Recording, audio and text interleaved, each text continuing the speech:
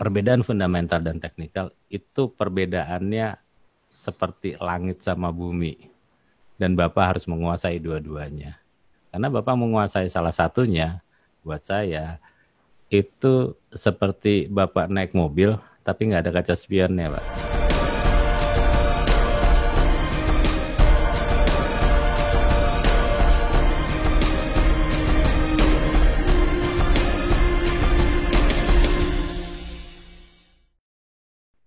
Bapak dan Ibu semuanya, kalau kita lihat di sini bahwa Forex itu kadang-kadang menjadi suatu masalah bagi bisnis. Setiap orang pasti mempunyai pekerjaan dan mereka biasanya ingin mempunyai bisnis lain. Dan bisnis yang paling mudah tentunya yang bisnis yang online.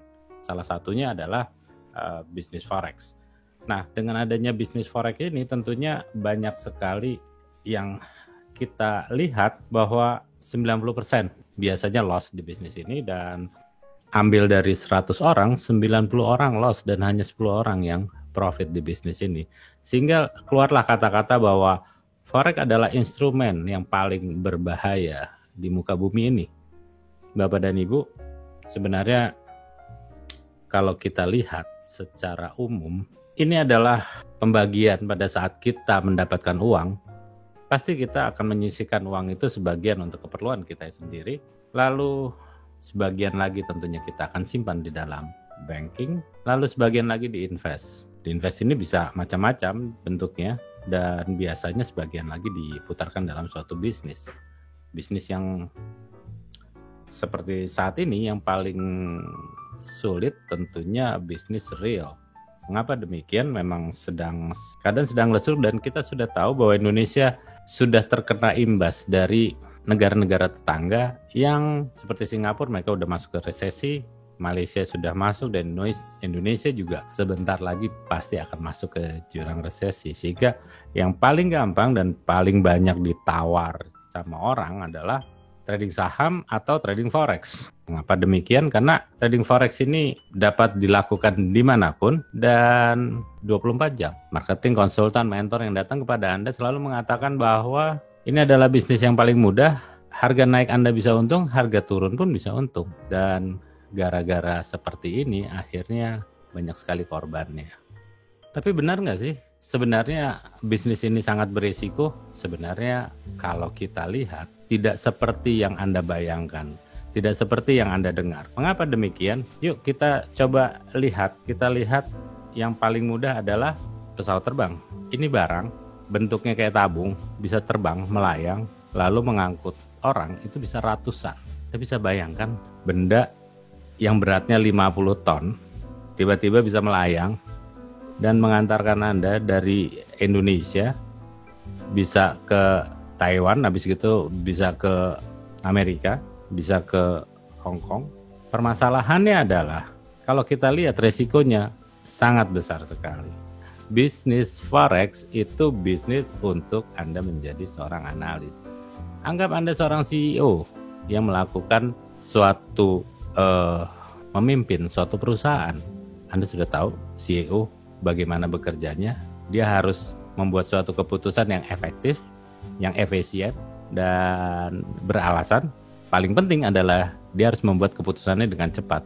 Nah, kalau kita lihat dasar-dasar ini, itu kan dasar-dasarnya trader sebenarnya. Trader itu harus menjadi CEO di account-nya sendiri. Buatlah ini menjadi suatu bisnis Anda.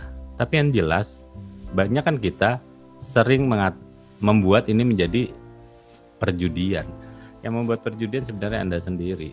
Dan akhirnya gambar-gambar tersebut dibuatlah suatu pola-pola gitu loh.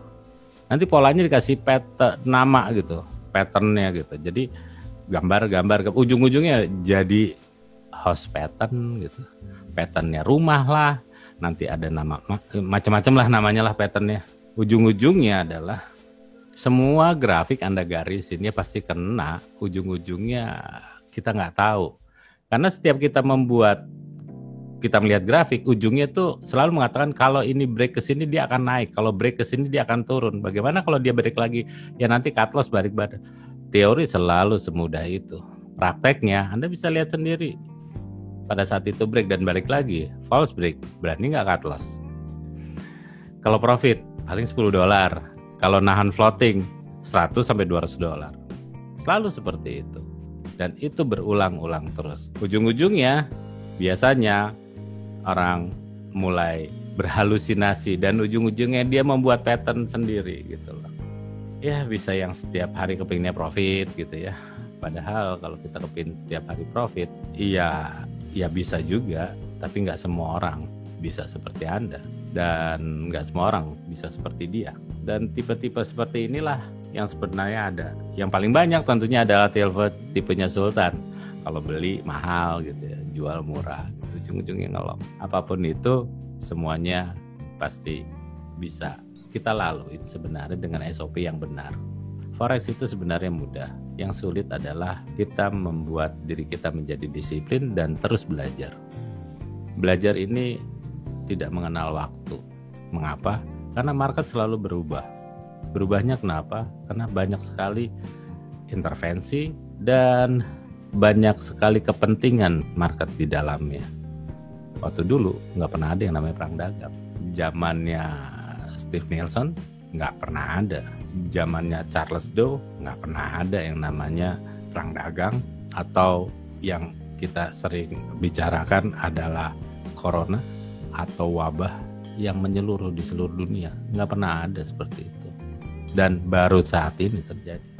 Kalau kita nggak pernah belajar, kita cuman belajarnya adalah teori basic, tentunya kita nggak akan pernah bisa lulus kuliah kalau kita hanya mengulang-ulang pelajaran SD. Yuk kita mulai bagaimana cara trading dengan benar. Oke, pertanyaan Pak Joshua adalah bedanya judi sama Forex itu judi apa bukan gitu kan ya? Iya. Yang paling gampang. Yang jelas adalah perbedaan antara trading Forex dengan judi itu adalah di money management. Kalau Anda trading dengan menggunakan money management itu bukan judi. Kenapa? Karena cuma itulah yang membedakan. Banyak orang mengatakan bahwa Forex nggak judi karena itu kan pakai analisa. Judi juga pakai analisa, Pak. Oke, kita mau coba. Oke, yuk kita judi bola. Kalau semua pemain bola ternama di klub tersebut tidak dimasukkan untuk bermain, yang masuk adalah pemain cadangan, itu secara otomatis nggak ada yang mau pasang klub tersebut, pasti pasang lawannya. Kenapa?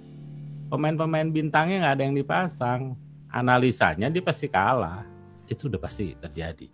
Atau mau yang lain misalnya, kalau bakarat misalnya, Anda keluarnya angkanya besar semua gitu, nggak ada angka kecil. Ya pada suatu saat pasti akan anak kecil keluar. Tapi ingat, semua itu sama saja. Baik Forex maupun judi sama, semuanya juga pakai menggunakan analisa. Sampai bisnis real pun, Anda mau bikin warteg pun pakai analisa. Ya kali kita bikin warteg di kuburan ya kan? Siapa yang mau beli makanan kita? Bapak menggunakan teknikal boleh, Bapak menggunakan fundamental boleh gitu ya. Bapak menggunakan apapun. Yang penting cuma satu, Pak. Yang penting dasarnya jelas, metodenya jelas, alasannya jelas. Kadang-kadang kita menentukan market itu alasannya nggak jelas, sehingga pada saat kita open posisi lalu salah, kita mulai takut gitu loh. Kenapa? Karena pada saat kita menentukan arahnya itu alasannya nggak jelas dan metodenya nggak jelas, sehingga baru bergoyang sedikit aja Bapak dan Ibu mulai takut. Dan ini menurut saya yang perlu kita benahi sama-sama, di mana apabila kita mau menentukan arah, katakanlah kita saat ini ada di Semarang, kita mau ke Surabaya atau ke Jakarta. Maaf ngomong Pak Mustafa, ini misal ya Pak, maaf ngomong. Misalnya Bapak sedang di Semarang, pertanyaan saya, Bapak akan ke Surabaya atau akan ke Jakarta? Bapak pasti mengatakan, saya maunya ke Jakarta. Saya tanya, kenapa Pak ke Jakarta? Karena orang tua saya sakit di Jakarta. Wah, kalau saya tahu orang tua Bapak sakit di Jakarta, itu udah saya baik Pak, pasti nyampe di Jakarta. Kenapa? Pada saat Anda pakai mobil, lalu jalanannya rusak, Anda langsung bisa ganti pakai pesawat terbang dan ujungnya pasti nyampe ke Jakarta. Pertanyaannya, kenapa nggak ke Surabaya? Oh, kalau Surabaya cuman kepingin main-main. Tapi kalau ke Jakarta, saya mau nengok orang tua. Pak, alasannya jelas banget. Dan saya dapat pastikan, secepat mungkin, Bapak bisa sampai ke Jakarta. Mengapa demikian? Karena orang tua sakit, Pak. Model seperti inilah yang dikatakan kita harus jelas dulu arahnya tuh mau kemana. Arah per tersebut mau kemana itu harus ada alasannya. Jelas gitu. Alasannya adalah misalnya kalau kita tarik uptrend, Pak, ini dia nggak tembus karena dia 45 derajat atau 60 derajat. Dia nggak tembus-tembus. Dia udah bikin bottom sebanyak 3 kali, udah triple bottom, nggak tembus-tembus. Yang keempat pasti nggak tembus. Iya silakan saja Pak, nggak apa-apa. Yang penting Bapak sudah tahu alasannya. Kadang-kadang kita nggak pernah tahu. Kita nentuin arah market, kita nggak tahu alasannya apa. Tapi nanti di sesi 2 kita ngobrol banyak ya Pak ya, masalah ini. Saya kalau ngejelekin technical nanti saya nggak bisa pulang Pak, digebukin sama orang-orang technical. Ya, selama tahun 2016 Trump jadi presiden Amerika yang ke-45, mana pernah Pak technical bener Pak? Nggak pernah ada technical bener. Setiap Trump ngomong technicalnya ngaco pasti. Sebenarnya bukan di sana. Bapak sudah benar sebenarnya. Menentukan arah itu gunakan fundamental. Technical itu hanya menentukan entry dan exitnya. Kok bisa risk seperti ini gitu? Bagaimana dengan pound sterling segala macam? Bapak ingetin saya nanti di sesi 2 Bapak tanya masalah pound sterling, nanti saya akan coba jawab ya Pak ya. Mau kemana arah pound sterling dan bagaimana saat dia menghadapi Brexit dan bagaimana saat menghadapi COVID-19 seperti sekarang. Akan masihkah GBP USD naik terus atau justru mau dia turun? Apapun itu nanti akan saya jawab di sesi 2. Tapi yang jelas bahwa perbedaan fundamental dan teknikal itu perbedaannya seperti langit sama bumi. Dan Bapak harus menguasai dua-duanya. Karena Bapak menguasai salah satunya, buat saya, itu seperti Bapak naik mobil, tapi nggak ada kaca spionnya, Pak. Agak repot nantinya. Ya, oke, terima kasih, Pak Wan. Baik, begini. Kalau kita berbicara masalah broker, kita nggak boleh nyebutin mereknya ya, Pak ya. Bahaya nanti soalnya, karena kalau kita ngomongin broker tuh udah kayak ngomongin agama Pak, bisa kesenggol dikit bisa dibacok nanti. Oke, jadi begini, kalau kita store ke broker itu biasanya broker itu mempunyai suatu yang namanya account terpisah, segregated account gitu ya, account yang terpisah dari account operasionalnya broker tersebut. Broker itu kan biasanya namanya PT, perusahaan gitu ya. Lalu pada saat Bapak dan Ibu transfer ke broker tersebut, biasanya dia akan ditaruh di account tertentu ya, yang ujung-ujungnya itu adalah account yang terpisah dari account operasional. Jadi account operasional itu biar untuk bayar gaji, bayar listrik, bayar sewa gedung dan segala macamnya gitu ya. Dan segregated account adalah account yang tersendiri, terpisah. Semua dana klien itu akan dikumpulkan di segregated account. Pada saat Bapak melakukan buy dan sell, maka uang Bapak akan ditransfer ke atau dilempar ke clearing. Sedangkan open posisinya, administrasinya, tentu posisinya ya, Bapak akan masuk ke dalam bursa namanya. Tentunya semua ini akan menjadi lebih baik, lebih nyaman pada saat semua terawasi dengan baik. Itu yang dinamakan legalitas. Mau broker dalam negeri, mau broker luar negeri, sama aja kalau menurut saya. Harus legalitasnya yang jelas.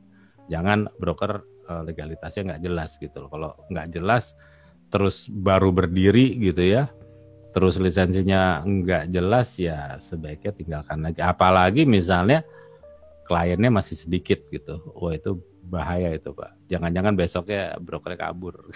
Mau dalam negeri, mau luar negeri, buat saya yang penting fair mereka dan yang penting bayar.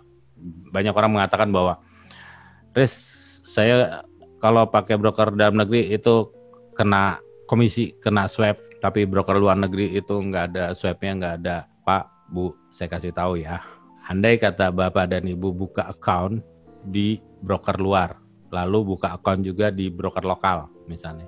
Yang satu kena swab, yang satu nggak kena swab. Yang satu kena komisi, yang satu nggak kena. Bapak dan Ibu lakukan dua-duanya buy di harga yang sama. Buy di harga yang sama, oke? Lalu harganya turun. Apakah Bapak bisa profit? Pasti nggak profit. Di mana? Di dua-duanya juga nggak profit, Pak. Tapi pada saat Anda melakukan buy, lalu harganya naik, di kedua broker tersebut profit. Artinya, komisi sama swab itu tidak menentukan Anda bisa profit atau enggak. Sebenarnya agak-agak nggak ada hubungannya. Yang bisa menentukan Anda profit dan loss itu sebenarnya adalah metodenya yang dipakai betul apa tidak, bisa konsisten atau tidak, tradingan Anda aman atau enggak. Tapi yang jelas semua uang yang Anda transfer itu masuknya harus di segregated account yang terpisah dari account operasional perusahaan. Ini Bapak juga tulis gini, mohon jangan dibully saya pemula. Enggak apa-apa Pak, justru kalau pemula Bapak, menurut saya Bapak baik gitu mengikuti hal yang seperti ini dibandingkan Bapak langsung masuk gitu ya ke dalam suatu bisnis yang menurut saya kayak di hutan gitu. Enggak Pak, tenang aja, Bapak nggak dibully kok Pak, tenang Pak. Begini Pak, perbedaan antara trading saham dengan trading forex itu adalah kalau trading saham ada multilateral, ya multilateral. Jadi orangnya banyak, buyer sama seller banyak Pak. Jadi ada buyer, ada seller gitu. Nah, kalau Anda sebagai buyer tapi sellernya nggak mau menjual, itu Anda juga nggak bisa. Di saham seperti itu. Jadi harga misalnya satu lembar saham Rp1.000, Anda mau beli, nggak ada yang jual, ya nggak bisa Pak, nggak bisa. Anda nggak bisa dapat jual. Tapi kalau di forex itu bilateral. Jadi bilateral itu adalah Anda akan buy dan sell, itu Anda akan lempar ke broker namanya. Broker ini dia tidak boleh ya, tidak boleh menghambat buy dan sell Anda, open posisi Anda. Dia harus melemparkannya ke likuiditas provider atau bahasa pasarnya dibilang pedagang. Kalau lucu-lucuannya dibilangnya bandar, Pak. Jadi dia harus lempar ke likuiditas provider. Pedagang ini ujung-ujungnya kemana? Ujung-ujungnya ya perbankan, Pak. Jadi yang ngambil open posisi Bapak dan Ibu itu adalah perbankan. Baik itu mau ujungnya di Citibank, di BNP Paribas, di Saxo Bank gitu.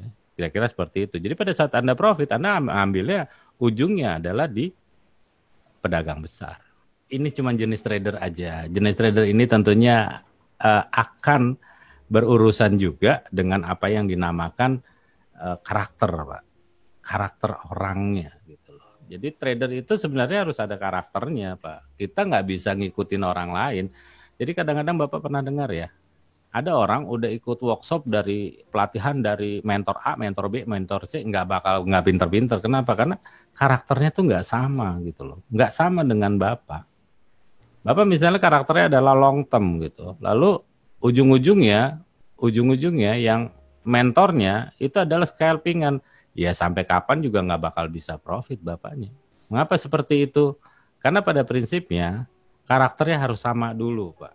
Nah, yang bisa tahu karakternya itu siapa? Ya sebenarnya mentornya yang harus tahu karakter Bapak seperti apa, yang diajar itu seperti apa gitu. Mentor nggak bisa memaksakan metodenya. Semua metode itu baik. Karena apa? Karena harus cocok dengan karakternya. Bapak bisa bayangkan Bapak adalah orang yang sangat sibuk, lalu harus mantengin grafik, ya nggak bakal bisa, Pak. Ya yang cuma bisa mantengin grafik ya mungkin ya pengemudi online ya, Pak ya. Yang setiap menit dia melihat handphone. Kita kan nggak bisa seperti itu. Tapi ada orang yang bagus bisnisnya, akhirnya juga menangnya banyak, profitnya banyak. Yang di Jepang itu bisa sampai dapat triliunan rupiah dan bisa sampai beli gedung 8 tahun, Pak, di scalpingan. Dia tradingnya di indeks Nikkei. Jadi kaya raya, bisa. Tapi 8 tahun dia nggak keluar, Pak. Lupa saya namanya. Tapi apapun itu, memang karakternya seperti itu. Kalau karakternya seperti itu, ya mau gimana lagi. Nah, jadi Pak, kalau yang tahu Bapak itu yang mana, itu tentunya karakternya sendiri-sendiri. Kalau tipe yang Godfather itu biasanya sudah teredukasi dengan baik. Biasanya dia sudah bisa memprediksikan harga ke depannya. Katakanlah harga lagi naik gitu ya. Dia tunggu di atas, lalu dia open atau gunakan sell limit di atas, pakai pending order misalnya. Begitu harganya nyentuh, biasanya dia balik. Itu biasanya menggunakan SOP yang ketat. Dan biasanya orang ini sudah berpengalaman. Dibandingkan dengan yang kayak Sultan biasanya tuh newbie ya Pak ya. Atau yang baru kemarin belajar senangnya ya hari ini beli, hari ini juga bisa close gitu. Mau untung mau rugi tutup aja. Ini kayak orang jualan handphone Pak. Pokoknya beli handphone hari ini bisa jual lagi gitu. Kalau nggak dijual nggak bisa makan dia gitu. Nah yang seperti ini kan setiap orang beda karakternya dan beda kebutuhannya. Begitu juga akan beda strateginya. Ya memang kita kalau trading itu Pak, ujungnya kan kalau Bapak lihat tadi ya, kalau Bapak lihat slide saya yang awal ya, kita lihat nih slide yang awal, Pak kalau kita naruh uang kita, kekayaan kita di bank, kita hanya dapat 4% setahun. Kita taruh di saham, setahun paling cuma 30%. Dan kalau saya disuruh saat ini naruh di saham, nggak bakal mau Pak, siapapun mentornya. Nggak ada urusan gitu. Kenapa? Nggak nguntungin. Bapak sudah tahu bahwa Indonesia bentar lagi juga kena resesi. Even Amerika pun nggak ada yang kuat dengan corona. Apalagi ujung-ujungnya nanti mau perang dagang. Apapun itu Pak, saya nggak akan taruh di saham kalau dalam waktu dekat seperti ini. Kalau Bapak mau lihat, berapa banyak manajer investasi yang kolaps. Mau koperasi ini kek, itu kek, fund manager ini kek, unit link, semuanya turun Pak. Alasannya apa? COVID. Kenapa? Ya emang dunia lagi kena seperti itu. Di Forex, mau COVID mau enggak, kalau cuma 5% sih harusnya gampang. Andai kata kita bisa mengelolanya dengan baik, dengan SOP yang baik. Uang yang 60% setahun ini tentunya kita tabung ya, nantinya kita bisa beliin rumah, kalau mau ya beliin saham dan segala macam trading saham, tapi motornya tentunya harus di Forex. Kalau enggak, Bapak dan Ibu mau bisnis apa saat ini? Nggak pernah bisa kita lihat. Mau bisnis apapun pada saat resesi seperti ini agak sulit. Itu sebabnya Bapak dan Ibu untuk membuat kita mempunyai rumah yang baik, tentunya kita harus mempunyai tradingan yang baik yang tidak menghabiskan uang dan bukan berjudi tentunya. Dan kalau kita sekedar mengutak-ngatik teknikal seperti ini, harusnya presiden kita nggak perlu ngangkat menteri terlalu banyak, angkat aja menteri IT sama orang yang pintar di metode statistik, biar bisa coret-coret. Dalam trading kita harus jadi analis dan bukan jadi pelukis. Terima kasih.